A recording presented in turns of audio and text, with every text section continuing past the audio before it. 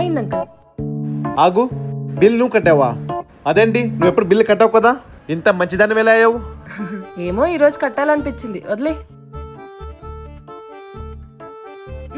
చూడు, ఈ phone case చాలా బాగుంది కదా. తినేటప్పుడు ఫోన్ ఎందుకు? అయినా ఇప్పుడు షాపింగ్ ఎందుకు? నా నుండి నీకు ఏమన్నా కావాలా? వెల్ యాక్చువల్లీ నాకు ఒక ఫేవర్ కావాలి. నీకు ఒక గేమ్ గురించి చెప్తున్నా, గుర్తుందా? గేమా? ఏం గేమ్?